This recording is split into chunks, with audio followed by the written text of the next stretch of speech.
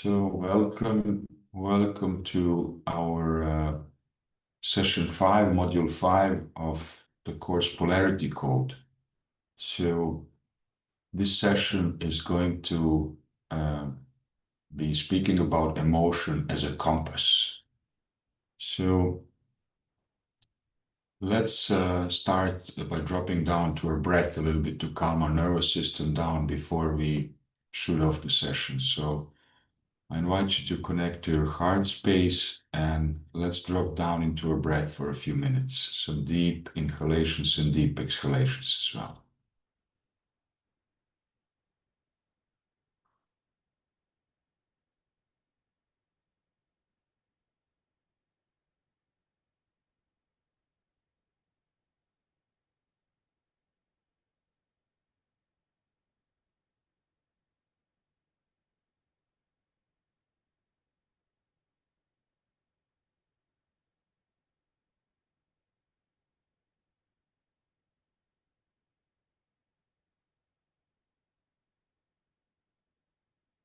And let's invite the 4 directions for their support in this session of learning and wisdom. From the south, Mother Serpent, inviting the body intelligence and shedding. From the west, Mother Sister Jaguar, we invite the truth and fearlessness. From the north, the hummingbird, inviting joy and the nectar of learning. And from the east, we invite the eagle, condor, with the qualities of expanded view and clarity. So once more, welcome. And we are going to start with a little bit of reading and reflection. And firstly, we will be speaking about emotions versus feelings and the connection. So, as we know, emotion is energy in motion. The feelings are the meaning that we give to these emotions that we feel. So, what is the difference then? Emotions are a neurochemical response which is, in a way, generated automatically by the brain and the nervous system in response to this stimuli that we can be experiencing internal or external. Emotions are also biological, and usually they're unconscious and very fast and powerful. So, for example, which are these emotions?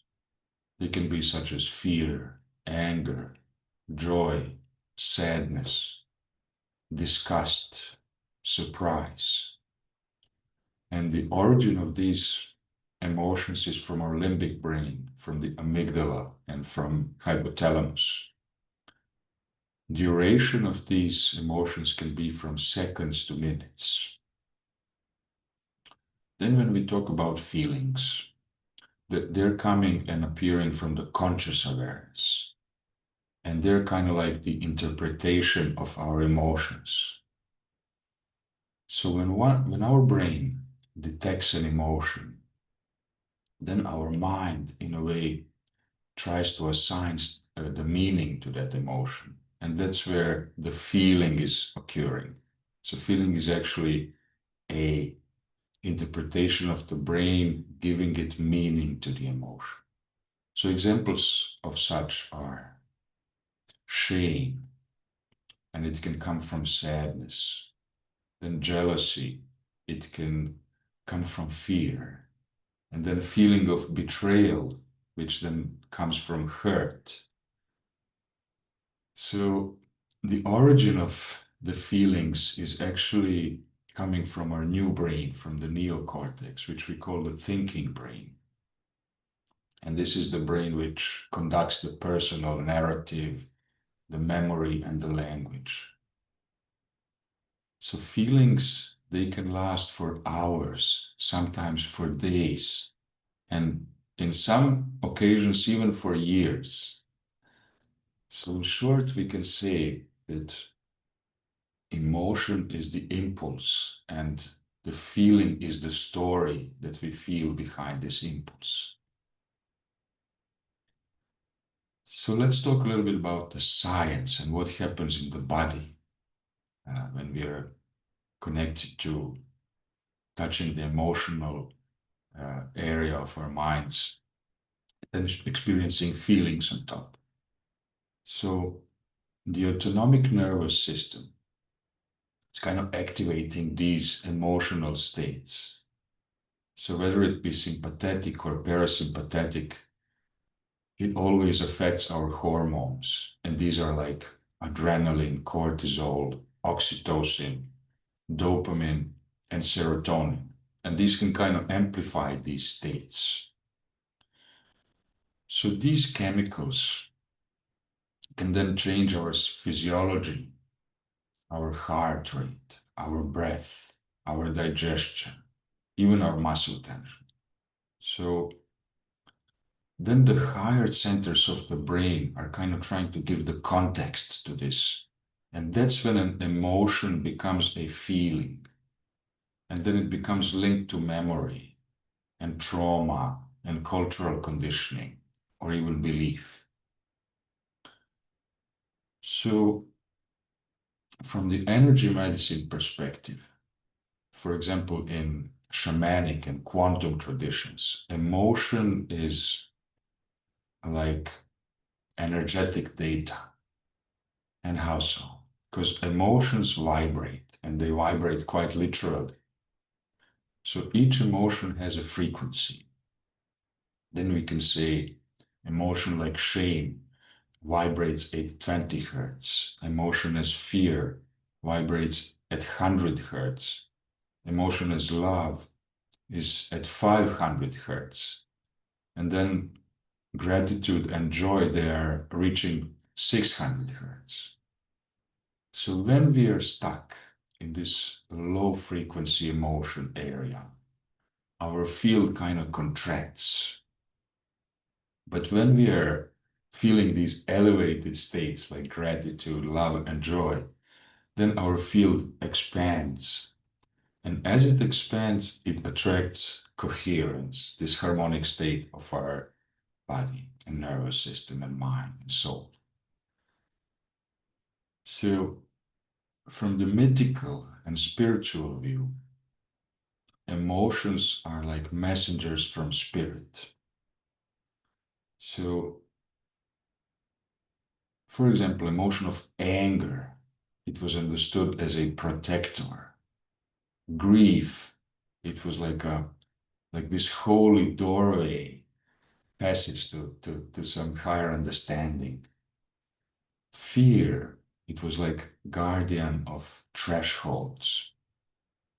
For example, in Andean traditions, emotions are not supposed to be healed away, but they're to be offered and kind of like digested and alchemized through rituals such as fire ceremony, and in modern times, let's say breath work.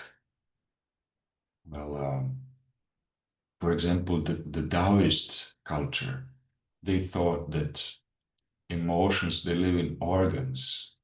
For example, anger was living in the liver, grief was living in the lungs, emotion of fear was living in the kidneys, emotion of joy was living in the heart, and so on and so on and so forth. So emotional imbalance was in a way leading to dis-ease in this way. And it could easily be connected to our organs as well. So practical wisdom, how to know what is what. So we can use this simple three-step compass to discern. So emotions, they have to be tracked. And how do we do that? We can, for example, ask ourselves, what's happening in my body now? Are my hands clenching? Is my heart racing? Are my tears arising, or is my breath shallow? So then we should name it, this occurrence, this feeling. Do I feel anger? Do I feel fear? trying to be specific, and then trying to translate this feeling. And then looking at what story or meaning is emerging behind this feeling. Are we feeling, for example, rejected or betrayed or ashamed? So these places are where old wounds or inner child memories, they kick in. And then we can ask ourselves, how do we transform these? How do we integrate these emotions in a healthy way into our field? So we can ask, what does this emotion want me to know? And then allow this emotion to flow through ourselves, and then actually just breathe through it and vibrate with sound, and even try to write sometimes and offer these emotions even ceremonially, for example, through a fire ceremony. The ultimate goal of this is to achieve a coherent state. So coherence in a way can be described in this context as this emotionally honest state when our hearts are aligned and our neural system is regulated. So let's connect the emotions and the feelings to the mythical teachings of the Hermetic laws. And we're going to mention the law of vibration and correspondence. So this law says, nothing rests, everything moves and everything vibrates. So this means that emotion is energy in motion by the Hermetic law. The law of vibration tells us that all of life is in motion and that we are like organized frequency. And so are our feelings as well. So fear, grief, love, shame, awe, joy, they're kind of like these vibrational codes. They're not only moods. And the law of correspondence completes this mirror. And it says, as within, so without. As above, so below. So our emotional landscape is then writing the script of our life. And the feelings that we not process, then they get kind of buried in silence. And they become these distant echoes of our outer relationships. So for example, if we avoid processing emotions, we can mention a few examples. When we override anger, then we kind of invite betrayal into our field. When we are trying to numb grief, we can sever from empathy. When we try to suppress joy, kind of magnetize resentment into our field. Because feelings, they don't vanish. They can just find another route. They reroute, and then they entangle. So what is the science of feeling? It's kind of like this neurochemistry and the intelligence of the heart. So from neuroscience to somatics, the truth is really undeniable. Emotions are a central component of intelligence, perception, and decision making. So when people say, don't be emotional, they're kind of asking you to abandon the most powerful transmitter in your system.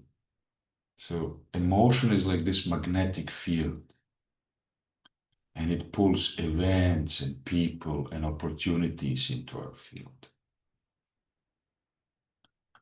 Now it's worth mentioning from the scientific point the biochemistry behind the emotions.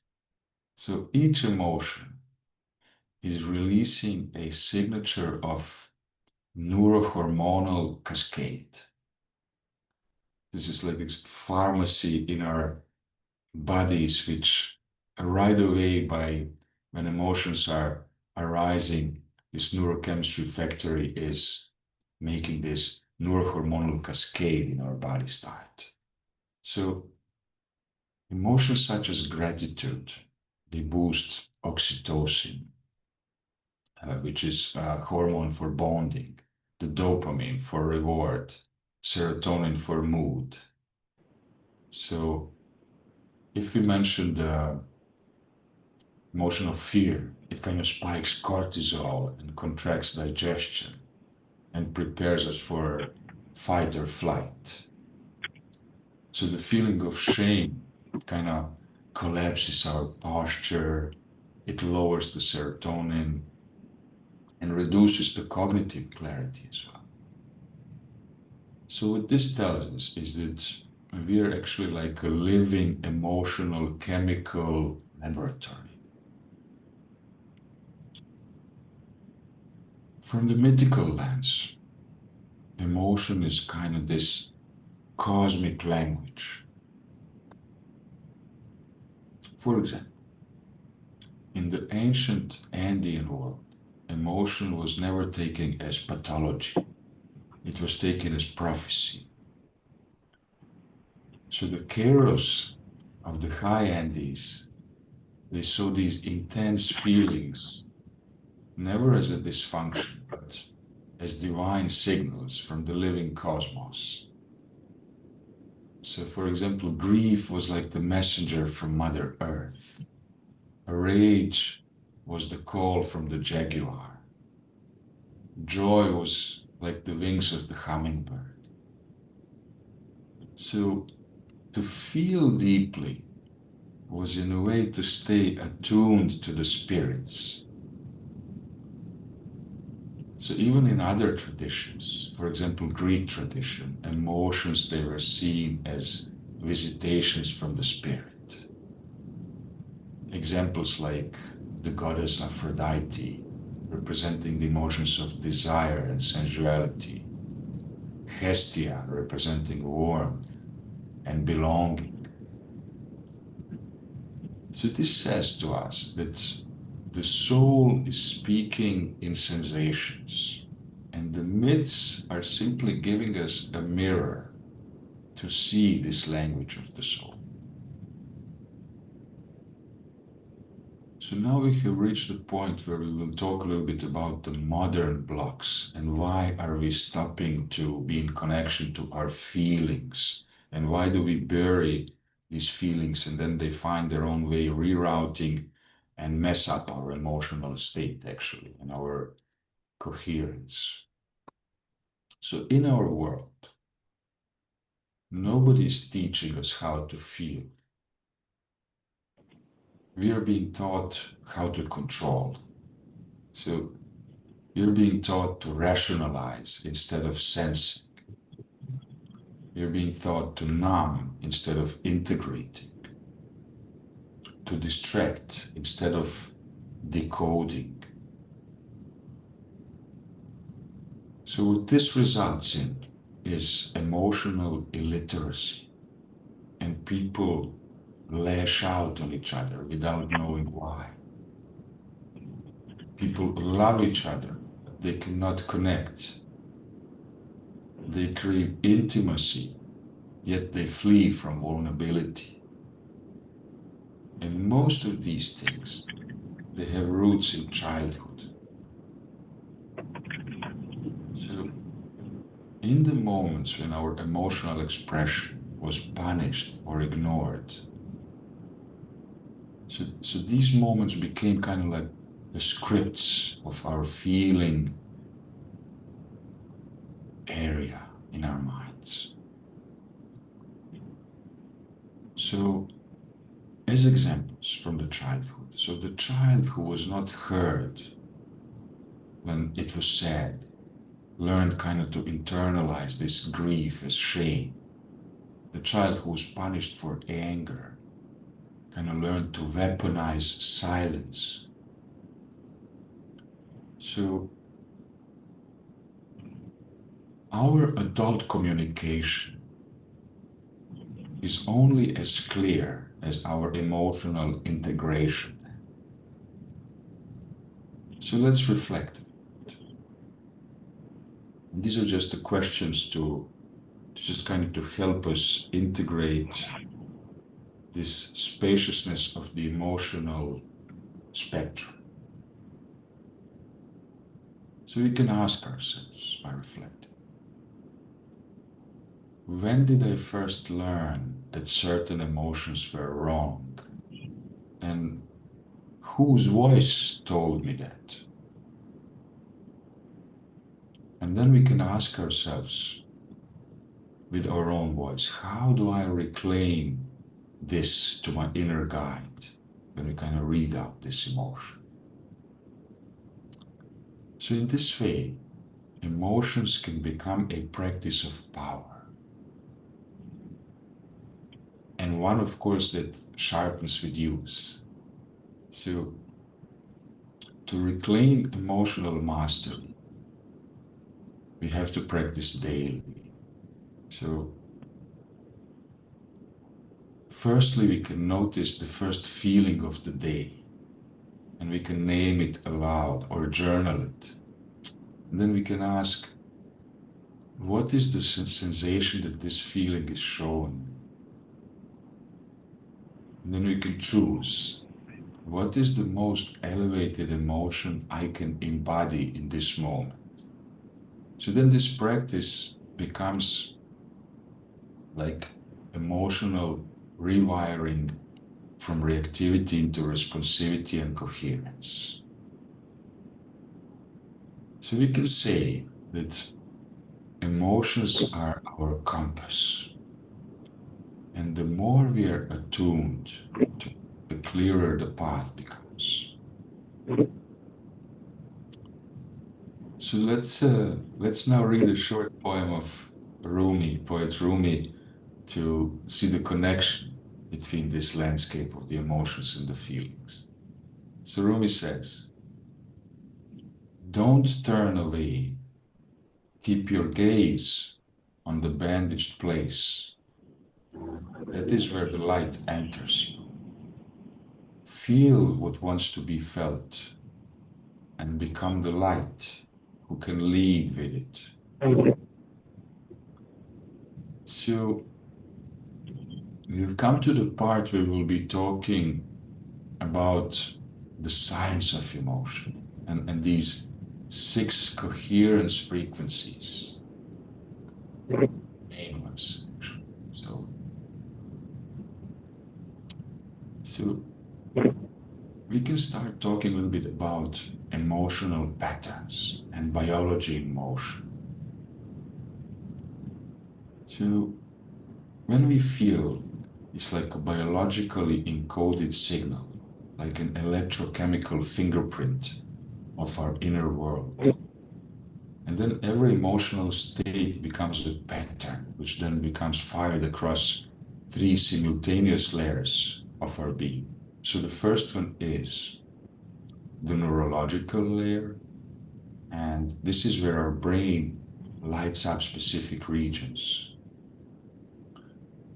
So our entire perceptual lens then shifts depending on which emotion is active in our amygdala. So second layer of these fingerprints, which are electrochemical, is the hormonal cascade. And this is kind of like this chemical symphony which is flooding our bloodstream. So the third segment is then the physiological signature. And this is seen by our posture, our breathing pattern, our gut tone, and all these subtle bodily clues which are now bound to our subconscious, and which then in turn reads the room faster than our mind can kind of form a sentence. It's an autopilot function. So together, this is kind of like our emotional circuit board. And if we change one, for example, the input, the breath, or the focus, the thought, then the whole pattern, it reorganizes itself.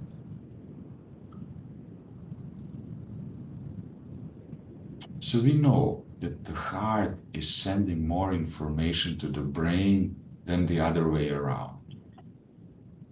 And when we experience elevated emotions, such as appreciation or love, then the rhythm of our heart becomes like this smooth wave.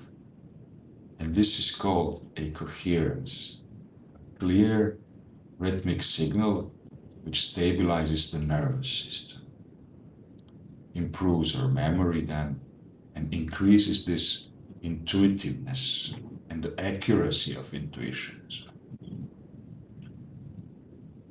When we are overwhelmed, suppressing, or resisting emotions, then this waveform becomes jagged, and this is incoherence. This is when our emotional compass is spinning wildly around, and our energetic field is becoming very harder to read, both to ourselves and to others around us. Emotion then is not just an internal experience, it's like a broadcast, and it kind of shapes all the conversations that we have, the timing of our opportunities, and also how others perceive our presence. So, the single traumatic memory can engrave itself deep into our behavior because it kind of carried this emotional charge of fear or helplessness, for example. And that is why some reactions become automatic, encoded through this repetition of emotionally charged responses. But the opposite thing is also true. We can reach a point where we can retrain our nervous system by pairing these elevated emotions with new choices and inspired actions.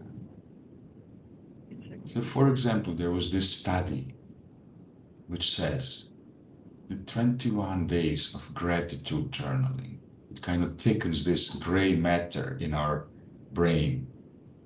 And this part of the brain is responsible for empathy, for decision making. Then loving kindness meditations, they can increase this neural connectivity between these regions which are involved in emotional balance, long-term vision. So this says to us that emotion is not just feedback. It's actually a rewiring tool.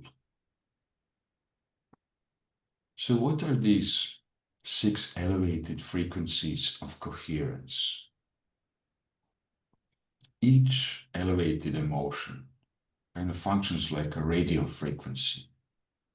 And when we intentionally tune into those, we begin transmitting this coherent signal into the field. And this signal is, in a way, then magnetizing aligned circumstances. It's also stabilizing our nervous system and clearing our perceptual distortion. So the first frequency is gratitude. And gratitude opens the heart, increases the oxytocin and dopamine, and kind of it tells the field, I already have enough, I am abundance, and I trust. So gratitude then turns longing into presence, and it unlocks in a way the energy of possibility and receptivity. Second elevated emotion is compassion.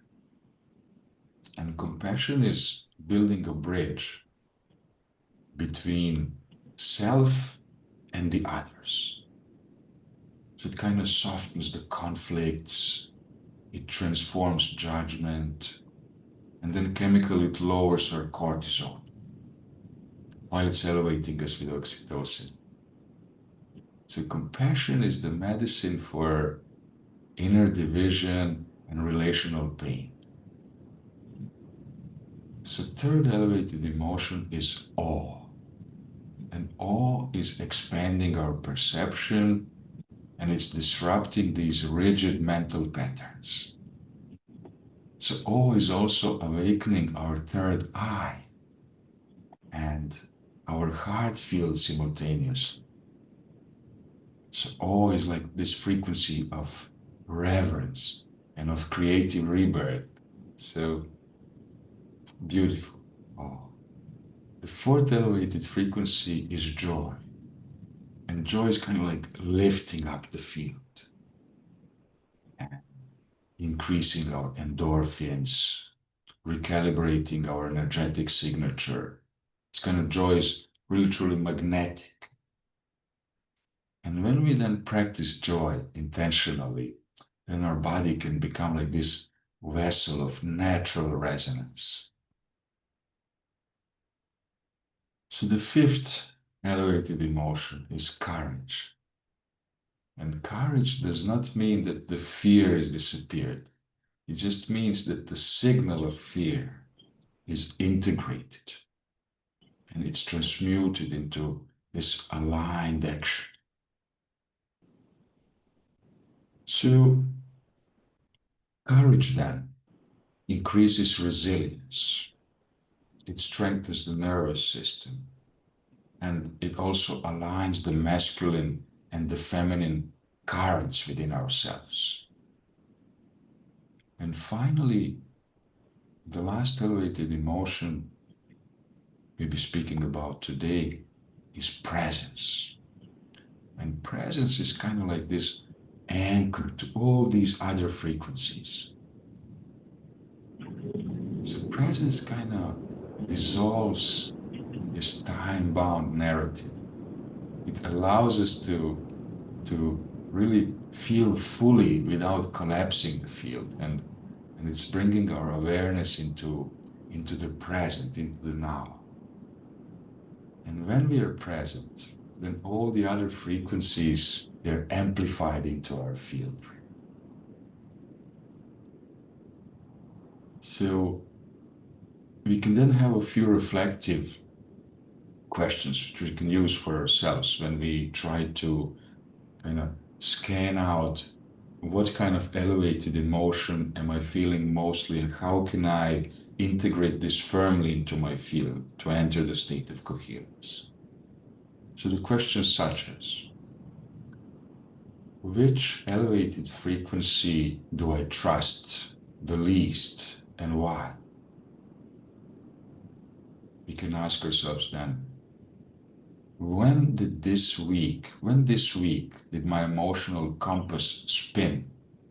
And what decision felt foggy or misaligned? Then we can ask ourselves, what physical cue tells me that I've entered incoherence? And then we can also ask ourselves, which frequency will I practice for the next 24 hours? And in what situation will I apply that frequency? So by reflecting, for example, just 90 seconds on each of these questions, you can kind of notice what arises from ourselves without judgment, fully without judgment, really just observing. So we can then say that emotion is our signal. And it's in a way like how our soul is whispering direction through our body. So if we honor this signal and learn how to decode this signal and choose it with awareness, then we are beginning to lead our lives by frequency.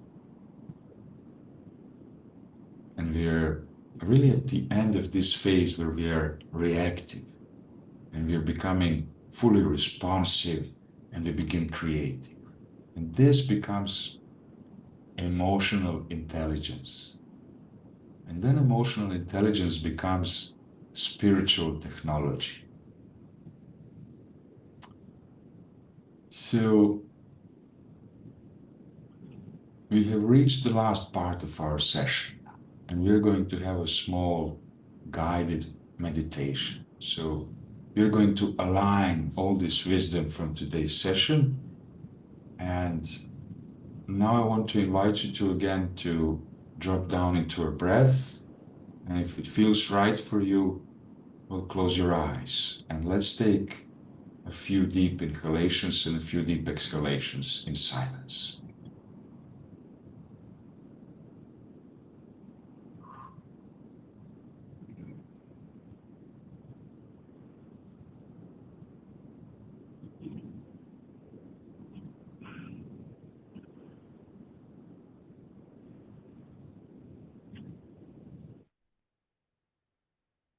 Now let's anchor our awareness into this very present moment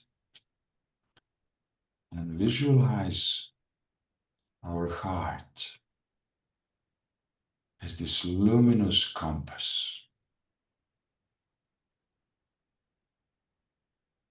And the needle in this compass is spinning and locking to the true north in coherence.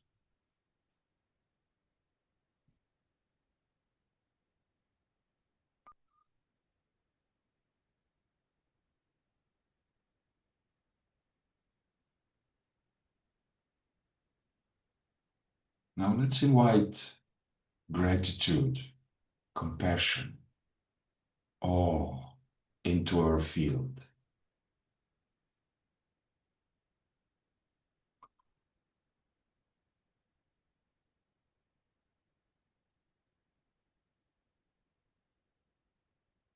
Let's then invite abundance on all planes.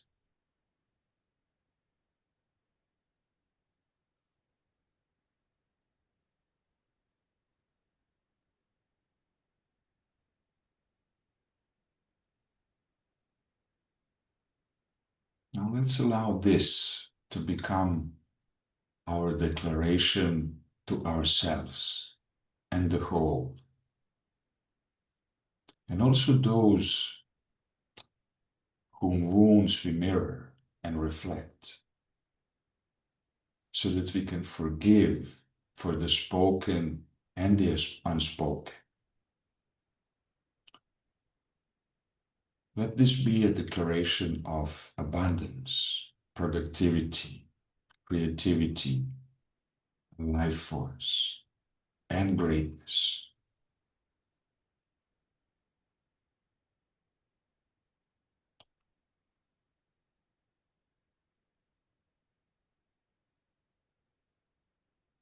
And then let's seal this short meditation by inviting gratitude into our field. And let's give our thanks to the four directions, to Mother Earth, to the Great Spirit,